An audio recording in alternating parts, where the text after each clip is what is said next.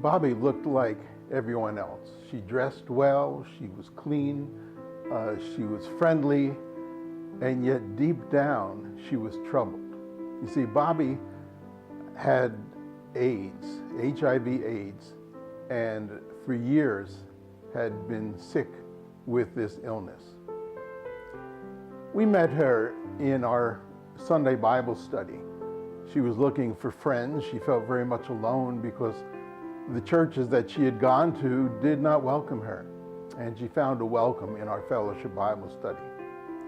She studied with us for a year, 2 years, and then became sicker and sicker, and eventually Bobby passed away.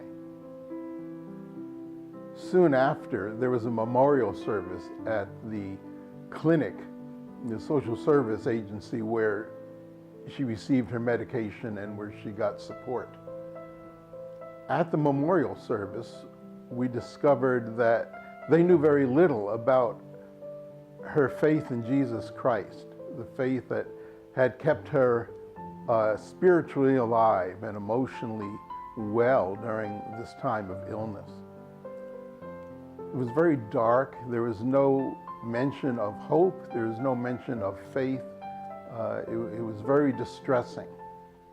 So after the memorial service, we went over to the director and identified ourselves and our relationship that we had with Bobby.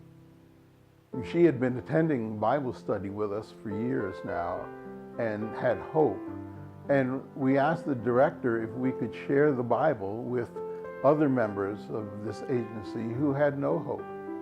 And so he said, I can't make that decision now, but if you'd like to meet with our staff and members of the community, that would be okay. So a couple of weeks later, we got together with the staff and members of the community, which were gays and lesbians, intravenous drug users, and cross-dressers. I introduced myself and the relationship that we had with Bobby and asked the question, can we have a Bible study here? Almost immediately there are hostile questions, angry questions, accusations against 10th Presbyterian Church for being a gay-bashing church, as they called it. I said, all we want to do is establish relationships with you as we had with Bobby and the hope that she had in Jesus Christ. More and more questions and hostile comments until maybe 20 minutes later, someone stood up and said, looking around at everyone else, well, I don't know about the rest of you, but what the hell, why not? We need all the help that we can get. And there was a pause, then all of a sudden, everyone was shaking their heads and saying, yeah, why not? It won't hurt.